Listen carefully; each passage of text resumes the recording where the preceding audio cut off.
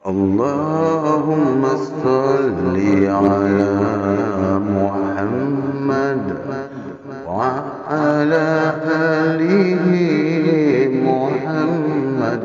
اللهم صل على محمد وعلى آله محمد. Assalamualaikum warahmatullahi wabarakatuh. Salam sejahtera. Terima kasih bertemu lagi dalam Radio 12 Malam sama dengan saya Angah.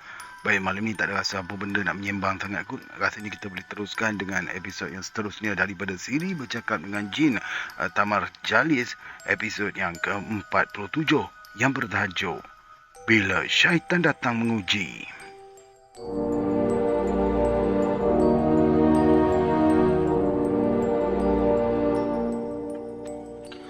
Saya mula terasa bosan duduk dalam kedai kopi. Bagi menghilangkan rasa bosan itu, saya terus menggaruk pangkal dagu beberapa kali. Dan sepasang mata saya terus tertumpu ke dada jalan raya yang mula sibuk dengan kenderaan. Debu-debu jalan bertebangan dalam sinar matahari pagi yang kian garang. Saya toleh ke kiri. Lelaki berketayak putih dan datuk masih lagi termenung.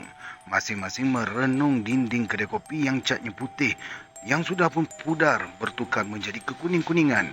Apa yang mereka fikir, saya pun tak tahu. Cerita pasal warna cat warna putih jadi warna kuning ni saya teringat cerita SpongeBob. Patrick. Seluar dalam kamu warna kuning lah.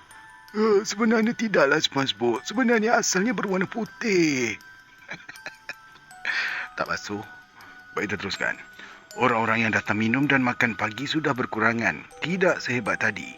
Pekerja-pekerja di kedai itu lebih banyak duduk dari melayani para pelanggan.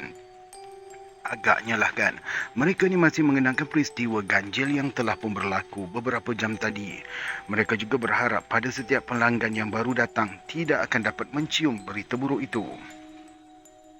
Lelaki berketayak putih memanggil pekerjanya yang bertugas sebagai tukang membacuh kopi. Pekerja yang berbadan tegap, berambut kerinting serta bermulut lebar itu menghampirinya. Ada apa hal ayah? Beritahu pada semua yang bekerja kat sini supaya merahsiakan kejadian yang baru berlaku. Kalau kisah ni merebak, alamatnya kedai kita ni tak laku. Saya faham ayah, jawab pekerja itu sambil beredar dari lelaki yang berketayak putih. Datuk saya lihat tersenyum memandang pada lelaki berketayak putih itu. Datuk renung biji matanya tepat-tepat. Kemudian Datuk tepuk bahu kiri lelaki berketayak putih itu. Awak takut kedai awak tak didatangi orang? Dan awak mahu merahsiakan kejadian tu? Ujar Datuk sambil menarik nafas. Lelaki berketayak putih itu termenung sejenak. Ya, saya takut, Katanya tegas. Pernahkah awak terfikir bahawa rezeki yang awak terima selama ni adalah pemberian Allah? Bukan tak terfikir, malah saya mengakuinya. Kalau awak sudah mengakuinya, kenapa yang awak takut? Kalau cerita yang berlaku di kedai awak tersebar pada orang ramai pun. Kata-kata yang diluahkan oleh Datuk itu membuatkan lelaki berketayak putih itu terkejut. Air muka dia nampak berubah. Dia menggeliat sambil memicit-micit pergelangan tangan kanannya. Rezeki manusia ni tak berada di tangan manusia, tapi berada di tangan Allah yang Maha Besar. Rezeki itu pula tak datang bergolek kalau manusia tak berusaha mencarinya. Datuk memulakan ceramah kecil di hadapan lelaki berketayak putih itu. Saya lihat lelaki itu tunduk mendengar kata-kata Datuk itu. Jangan jadikan diri kita ni derhaka pada Allah kerana sesuatu kejadian yang kecil. Juga janganlah tenggelamkan diri kita dalam sifat tamak haloba. Sambung Datuk lagi sambil bangun lalu berjalan menuju ke meja kosong yang terletak dekat pintu masuk. Datuk duduk di situ. Beberapa minit kemudian, lelaki berketayak putih itu menghampiri Datuk lantas duduk di situ. Kejadian seperti ini selalu saja berlaku dekat sini. Setiap kedai kopi yang terkena musibah memang confirm lah akan terus gulung tikar. Saya tak nak hal macam ni terjadi pada diri saya. Saya tak ada harta untuk saya tinggalkan pada anak-anak saya bila saya dah mati. Lelaki berketayak putih mengadu hal pada Datuk. Rasa simpati mula berbunga dalam hati saya. Memang Saya mengharapkan Datuk dapat melakukan sesuatu untuk menolong orang tersebut. Nasib manusia selalunya tak sama, kata Datuk. Saya faham. Tapi saya ni memikirkan nasib anak-anak saya. Sepatutnya awak tak boleh memikirkan hal mereka. Apa yang perlu awak fikirkan ialah tentang nasib awak sesudah awak mati. Very deep ni. Ada baiknya awak menghitung amal ibadat yang telah awak buat daripada memikirkan nasib anak-anak sesudah awak mati. Saya lihat Datuk begitu bersemangat bercakap.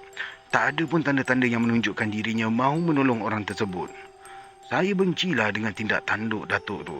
Terlalu banyak bercakap dan menasihati orang. Rasa benci tu saya perlihatkan pada Datuk dengan cara yang sopan. Saya keluar dari perut kedai, berdiri di kaki lima kedai sambil berlari-lari. Ternyata perbuatan saya tu tak disenangi Datuk. Dia menjegelkan biji matanya, membuatkan saya jadi cemas dan takut. Saya segeralah masuk ke kedai kopi kembali dan duduk di sisi Datuk. Orang yang berilman dan berilmu tak akan meninggalkan harta pada anak-anak, tapi meninggalkan atau membekalkan ilmu pengetahuan dunia akhirat yang secukupnya. Kerana doa anak yang soleh untuk orang tuanya yang sudah meninggal tu diberkati Allah. Beritahu Datuk pada lelaki berketayak putih itu. Tiba-tiba Datuk bangun dan terus berjabat tangan dengan lelaki berketayak putih sambil mengucapkan terima kasih. Perbuatan Datuk itu amat mengejutkan dan di luar dugaan saya sama sekali. Datuk pun melangkah keluar dari kedai kopi. Janji awak dengan saya bagaimana? Kata lelaki berketayak putih itu sambil memegang bahu kanan Datuk. Saya ingat, jawab Datuk dengan tidak mematikan langkahnya menuju ke gigi jalan. Tidak sampai 5 minit kami berdiri di gigi jalan. Lori yang dipandu oleh Lim Tong King pun tiba. Dah dibaiki benda yang rosak. Itulah persoalan pertama yang diajukan oleh Datuk pada Lim Tong King. Saya lihat wajah Lim Tong King cukup riang duduk di atas buah-buah pisang. Haiya, pelik sungguh. Sudah diperiksa hari itu Pomin sudah tengok tak ada pun yang rosak. Cukup jelas suara Lim Tong King memberitahu Datuk. Saya tersenyum mendengarnya. Saya tak dapat ikut awak. Janji kita cuma di sini saja, Lim. Wajah Lim Tong King kelihatan muram. Dia menggigit bibir sambil merenung muka Datuk. Janganlah susah hati. Pergilah, awak akan selamat sampai ke tempat yang dituju, kata Datuk. Tapi tak apa, awak pergilah. Dengan izin Allah, awak akan selamat. Ya, baiklah. Balas Lim Tong King sambil menekan minyak lori dan lori pun bergerak perlahan-lahan meninggalkan kami. Kawan Lim Tong King melambai-lambai tangan pada saya. Ke mana kita nak pergi ni, Tok? Ke mana lagi? Ke masjid lah. Saya mengeluh pendek. Baru 10 langkah menapak, saya terpaksa berhenti kerana lelaki berketayak putih itu mengejar kami dari belakang sambil memanggil-manggil nama Datuk. Anehnya, Datuk tidak hirau langsung dengan teriakan dari lelaki itu. Dia terus melangkah dan melangkah. Jangan bimbang. Datuk saya akan tunaikan janjinya dengan Pak Cik, kata saya sebaik saja lelaki berketayak putih itu berhenti dekat saya. Dia mahu pergi mana tu? Ke masjid, baca Quran dan zikir. Baik ajar Datuk awak tu duduk rumah saya. Lagi baik. Saya tak berani nak beritahu dia. Saya fikir usah ganggu dia. Kalau ada apa-apa, jumpa sajalah lepas waktu semayang Zuhur nanti ya. Datuk awak ni ganjil orangnya.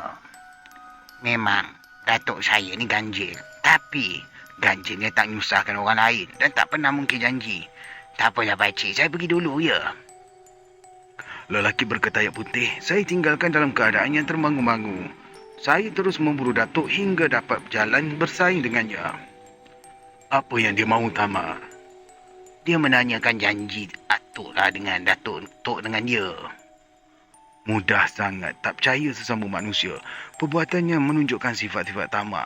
Sebagai seorang Islam, dia harus percaya dengan janji yang dibuat oleh orang yang seagama dengannya. Bukankah menepati janji itu salah satu dari peraturan yang harus dipatuhi setiap orang Islam? Demikian Datuk merungut. Saya diam saja. Tak kuasa saya nak jawab rungutannya itu. Datuk dan saya terus sampai ke masjid. Datuk mengambil air wuduk dan melakukan sembahyang sunat untuk menghormati masjid dan membuat keputusan untuk beriktikaf di masjid bagi melakukan amal ibadah. Tamar. Ya, Tok. Ada apa hal, Tok? Kata saya sambil duduk di sisinya. Datuk merenung muka saya sambil membelai-belai rambut saya yang jatuh atas dahi dengan penuh manja. Tangan Datuk saya pegang dan saya cium. Tiba-tiba hati saya terasa hibah. Tidak dapat saya nyatakan padanya betapa sayang saya pada Datuk yang pada zahirnya nampak kasar dan bengis membela saya. Masjid, sebaik-baik tempat untuk kita beramal. Gunakanlah kesempatan maha besar, ujar Datuk. Dia pun bangun mengambil Al-Quran dan terus membacanya. Saya tanpa membuang masa terus mencari beberapa buah kitab agama yang terdapat dalam masjid itu dan terus membacanya secara merangkak-rangkak. Lebih kurang pukul 12.30 hari, seorang lelaki dalam lingkungan usia 80-an masuk ke masjid. Janggut dan nisanya sudah putih, namun kulit mukanya tegang dan sepasang matanya kelihatan bercahaya, menandakan yang dirinya waktu muda dahulu adalah seorang yang pintar. Dari gerak badan dan cara dia berjalan, saya dapat menduga bahawa orang tua itu mempunyai pengalaman dan pengetahuan yang luas dalam bidang ilmu mempertahankan diri. Orang tua itu melakukan solat sunat masjid. Selepas sembahyang sunat, dia pun duduk di satu sudut masjid dan terus berzikir dengan khusyuk. Bila Datuk berhenti membaca Quran dan orang tua itu berhenti berzikir, Datuk segera menemuinya. Mereka pun bersalam-salaman. Waktu Datuk dan orang tua itu bercakap-cakap, saya segera menjauhkan diri, duduk bersendirian dekat pintu masjid. Beberapa minit kemudian, orang tua tersebut melintas di hadapan saya. Dia terus memukul beduk ataupun dipanggil kerantung, menandakan waktu zuhur sudah tiba. Siapa yang nak bang? Saya ke awak? Bang ni maksudnya azan ya? Tanya orang tua itu kepada Datuk. Saya lihat Datuk tersenyum memandang pada saya. Biarkan jelah orang muda yang membuatnya, balas Datuk. Siapa orangnya? Cucu saya, jawab Datuk dan orang tua itu memandang ke wajah saya dengan senyum yang menarik. Dia menghampiri saya lalu menepuk-nepuk kepala saya 2 kali berturut-turut. Tunaikanlah permintaan Datukmu. Mendengar cakap orang tua untuk jalan kebaikan diberkati oleh Allah, bisik orang tua itu pada saya. 2 kali saya menarik nafas bagi menghilangkan rasa darah gemuruh dalam diri. Cepat Tamar, jerit Datuk. Saya pun memulakan azan dengan suara yang amat lantang. Saya mahu suara saya didengar oleh semua penduduk yang tinggal di sekitar kawasan berhampiran dengan masjid. Selesai saja saya mengerjakan azan, saya dapati 5-6 orang penduduk sudah berada dalam masjid. Solat zuhur itu diimamkan oleh orang tua tersebut. Selesai saja solat dan berdoa, orang-orang kampung itu pun meninggalkan perut masjid menuju ke rumah masing-masing. Datuk menyandarkan badannya ke dinding masjid. Dia menggigit lidah sambil meraba-raba kening kirinya berkali-kali. Orang tu tak datang, Datuk. Bisik saya pada Datuk. Tak apalah, agaknya dia ada hal.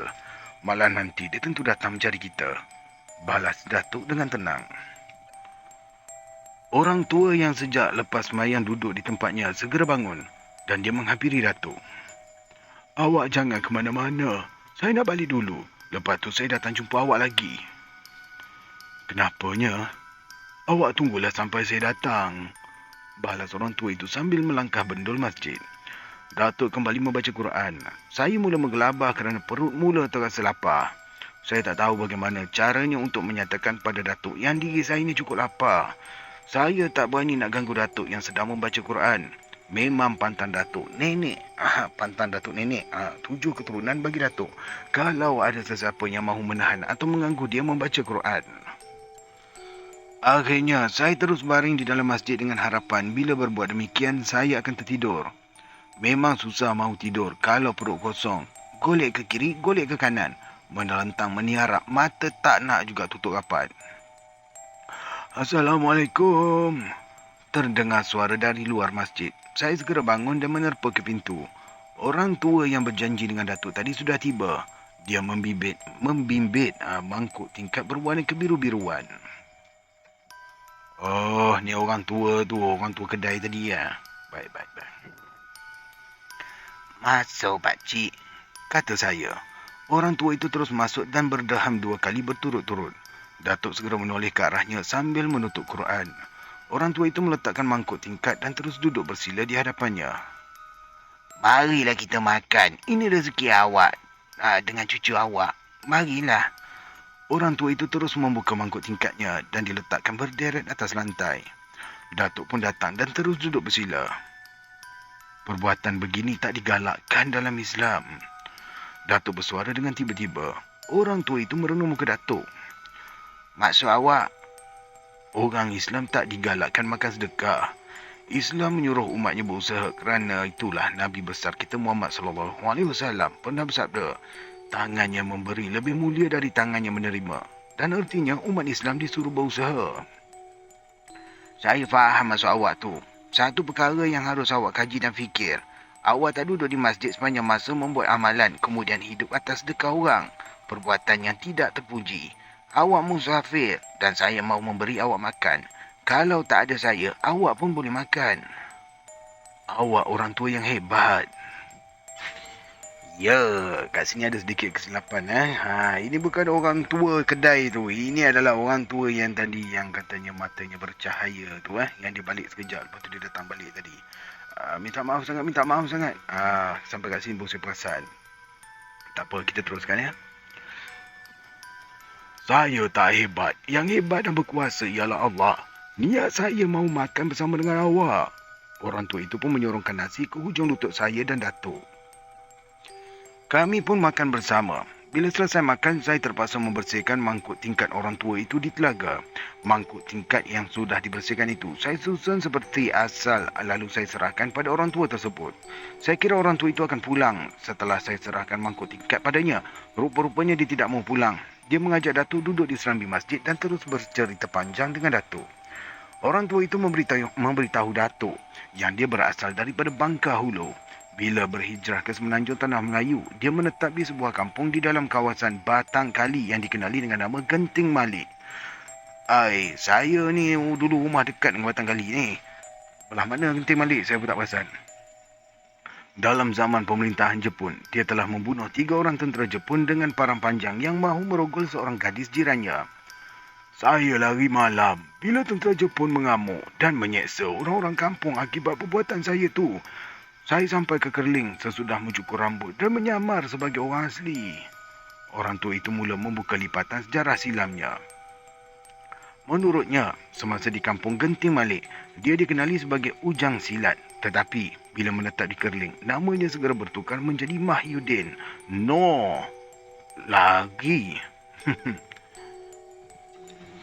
Pada mulanya, saya tinggal jauh di pedalaman. Kemudian bila orang putih memerintah Malaya kembali, saya dibawa oleh anak angkat saya tinggal berhampiran dengan masjid ni. Katanya lagi, awak ada isteri? Tak ada, tapi saya kaya sangatlah dengan anak angkat. Badan awak bertuah. Ujar Datuk berjenaka. Orang tua itu pun turut ketawa. Mungkin kerana terasa jemu duduk di anjung masjid, orang tua itu mengajak Datuk berjalan di halaman masjid. Kemudian mereka duduk di atas batang kayu sambil menikmati suasana petang yang begitu tenteram dan damai. Sejak awak datang subuh tadi, saya dapat meneka yang diri awak ni ada isi dunia akhirat. Orang tua itu memaut bahu kanan Datuk. Matanya dengan mata Datuk berlaga. Datuk tidak menjawab pertanyaan yang diajukan oleh orang tua itu. Dan Datuk macam mahu menyembunyikan sesuatu dari orang tua itu. Saya ni tak ada apa-apa, jawab Datuk. Tak apalah, saya sekadar bertanya dan meneka, balas orang tua itu. Dia menggigit bibir dan terus juga menepuk-nepuk bahu Datuk. Selepas menunaikan solat asar, orang tua itu menjemput saya dan Datuk ke rumahnya. Jemputan itu kami penuhi dengan rasa bangga. Rumah orang tua itu terletak kira-kira 10 rantai dari masjid. Kedudukannya agak terpisah dari rumah-rumah yang lain. Tidak beberapa kecil berbumbung limas dan berdindingkan papan lidah. Rumah itu mempunyai 2 bilik. 1 bilik tidur dan 1 bilik solat. Apa yang menarik hati saya tentang bilik solatnya? Kerana di dalamnya terdapat kitab-kitab agama yang tersusun rapi di atas rak. Manakala di sebelah kanan sudut bilik itu terdapat beberapa bilah senjata seperti lembing, pedang keris dan parang panjang. "Parang itulah yang bunuh askar Jepun," katanya sambil menatang parang panjang yang terdapat kesan darah kering yang bercampur dengan karat. Datuk dan saya pun menganggukkan kepala. Kemudian, tanpa diminta oleh orang tua itu, Datuk pun menceritakan tujuan sebenarnya kenapa dia menginap di masjid. "Niat awak baik, tapi jangan terkejut bila kerja awak selesai. Apa yang awak fikirkan takkan sama dengan apa yang awak alami," kata orang tua itu. "Ma, apa maksud awak?" "Tak payahlah saya terangkan jawapannya, nanti awak akan tahu sendiri," balas orang tua itu. Saya dan Datuk berpandangan kepada orang tua itu yang tetap tersenyum memandang kepada kami. Tiba-tiba saja Datuk minta diri, macam ada sesuatu yang tak kena dalam hatinya. Orang tua itu mengizinkan permintaan kami. Sebaik saja kaki kami memijak bumi, orang tua itu terus terjun ke tanah dan menghalang perjalanan Datuk. "Orang yang minta pertolongan kau tu namanya Dumba. Tapi orang-orang kat sini mengenalinya sebagai Jahid ataupun Lebay Jahid," kata orang tua itu.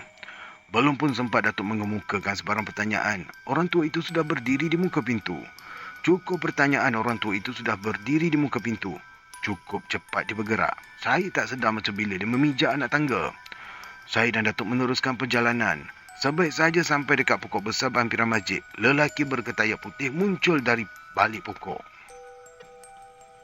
Pandangannya semacam saja melihat kami. Datuk terus menyapanya. Sayang sekali, teguran Datuk tidak dijawabnya kecuali menganggukkan kepala sahaja. "Kau baru balik dari rumah Mayudin?" tanyanya. "Ya, kenapa?" "Tapi saya syak dia..." "Bukan ni." Okey, saya ulang balik ya.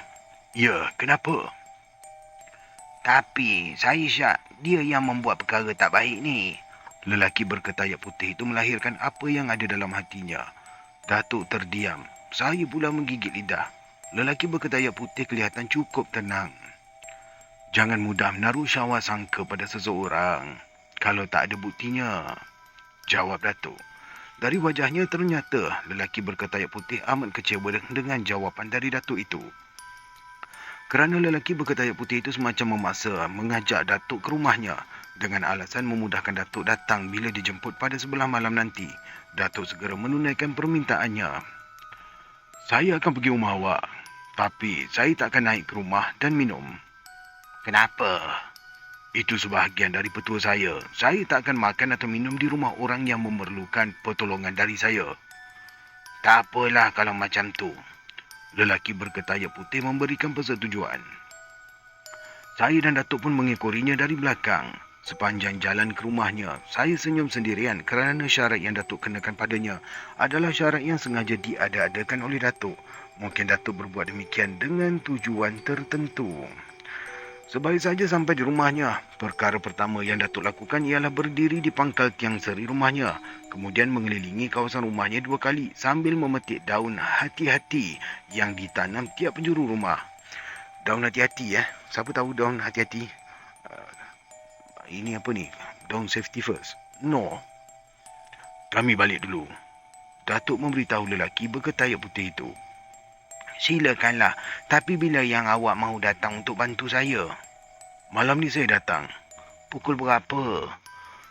"Tengoklah gerak hati, tapi yang tentukannya dengan izin Allah, saya akan datang malam ni." Ketika kami meninggalkan rumah Dumba, iaitu lelaki berketayak putih itu, matahari sudah bercondong benar. Bayang pokok pinang yang tumbuh ke kiri kanan jalan pun kelihatan memanjang atas daun lalang tua. Sebelum sampai ke Jalan Raya Kuala Lumpur, Tanjung Malim, kami terpaksa mendaki bukit kecil yang agak curam. Macam selalu, lepas sembahyang maghrib dan isyak, Datuk akan menghabiskan masanya dengan membaca Quran dan berwirid panjang. Saya terus menelentang dekat dinding masjid memikirkan sesuatu yang saya kira agak ganjil telah berlaku dalam masjid tersebut. Pada khidmat saya, Datuk sendiri pun menyedari hal tersebut, tetapi dia sengaja tak mahu memberitahu pada saya. Waktu solat maghrib tadi, Mahyudin, iaitu orang tua tadi, ada datang. Tapi Dumba, iaitu lelaki ketayak putih itu, tak datang. Bila Dumba datang untuk menunaikan solat isyak, ada perselisihan peribadi yang tidak mudah dapat dikesan oleh orang lain. Tepat jam 2 pagi, Datuk mengejutkan saya dari tidur. Dia suruh saya membasuh muka. Bila saya selesai basuh muka di perigi, saya dapati Datuk sudah berada di halaman masjid, siap berpakaian serba hitam dengan kain merah yang terlilit di kepala. "Siap, Tamar," katanya. Saya segera menghampirinya. Datuk segera meletakkan tangan kanannya atas bahu kiri saya. Secara mendadak sahaja badan saya menggeletar. Bila Datuk angkat tangannya, rasa menggeletar itu segera hilang. Pegang hujung baju aku ni dan pejamkan mata," katanya. Cakap Datuk saya patuhi. Saya tak sedar apa yang berlaku setelah itu. Saya rasa badan saya melayang-layang. Bunyi angin berdengung-dengung menolak ke gendang telinga saya. Tiba-tiba saya terasa macam ada sesuatu yang menarik sepasang kaki saya. Badan saya terhumban di atas rimbunan pokok yang tak dapat saya tentukan. Muka saya terkena pada sejenis daun yang agak kesat dan miangnya. "Tamar, buka mata kamu. Kita dah diperdayakan." Saya terdengar suara Datuk dan kelopak mata saya pun dibuka. Pertama yang saya lihat ialah langit dan awan malam. Saya renung kiri dan kanan. Saya dapati diri saya dan Datuk berada dalam pumpunan lalang tua. Datuk segera bangun sambil menepis-nepis daun lalang yang lekat di bajunya. "Bangun, Tamar, bangun," katanya pada saya sambil menarik tangan kanan saya yang terasa sakit kerana dicucuk oleh tunggul lalang. Dalam keadaan yang serba sulit itu, maklumlah ya, sebab malam terlalu pekat, saya tak tahu apa yang harus saya lakukan. Bergerak saja, kaki sudah tersepak kayu atau terpijak tunggul lalang. Aneh jugalah, tunggul lalang di situ cukup tajam, boleh menebusi tapak sepatu getah cap 3 bintang yang saya pakai ni. Wow, tu selipar Jepun lama tu kan. "Tamar, pejamkan mata kamu," perintah Datuk saya ikuti. "Buka mata kamu sambil mengucapkan 2 kalimah syahadat dan selawatkan Nabi 3 kali. Kemudian kau baca ayat dari surah Ibrahim waktu Nabi Ibrahim dibakar oleh kaumnya," beritahu Datuk lagi. Semua kemahuan Datuk itu saya penuhi. Bila saya membuka mata, kawasan sekeliling itu jadi terang benderang, macam cahaya bulan yang mengambang penuh. Saya dan Datuk keluar dari kawasan tersebut dan cahaya yang terang itu terus gaib. Baru saja 3 langkah Datuk dan saya melangkah untuk menuju ke rumah domba. Sekumpulan anjing liar segera mengelilingi kami. Anjing-anjing itu cukup garang dengan mulut yang separuh terbuka, menjelirkan lidah, bersedia untuk menerkam pada saya dan Datuk. Setapak kami bergerak, selangkah anjing-anjing liar itu merapati kami. Ketika itu juga suasana di situ berubah keadaan. Kami bagaikan berada di hutan yang tebal. Terdengar bermacam-macam suara bersama dengan titik-titik hujan yang kasar. Angin juga bertiup cukup kuat. Dedaun yang jatuh mengeluarkan bunyi yang mengaum bila terkena bumi. Saya terpandang dari celah-celah pokok-pokok besar tersembul lembaga yang tidak menentu rupa bentuknya, menyapu bumi. Giginya juga kelihatan ganjil. Gigi bahagian atas cukup panjang dan terkeluar menutup bibir bahagian bawah. Hidungnya juga panjang dan lembik terjuntai hingga atas gigi. Lembaga-lembaga itu memegang tali yang terikat pada leher anjing. Telinga saya mula dihujani dengan suara orang ketawa dan menjerit. Saya lihat rambut lembaga yang panjang itu bagaikan terpacak ke atas dan badan lembaga tanpa kaki itu terangkat dan bergerak di awang-awangan mengikuti tiupan angin. "Matilah kita tu," saya mengeluh. "Ini permainan syaitan. Kita berdua dah diperdayakan. Kita harus berusaha," bisik Datuk pada saya. Ketika itu wajahnya saya lihat cukup cemas. Datuk melangkah ke hadapan setapak. Anjing-anjing liar itu pun marah. Kian dekat pula dengan kami. Begitu juga dengan lembaga yang bergantungan, mempamerkan gigi seolah-olah ketawa pada kami.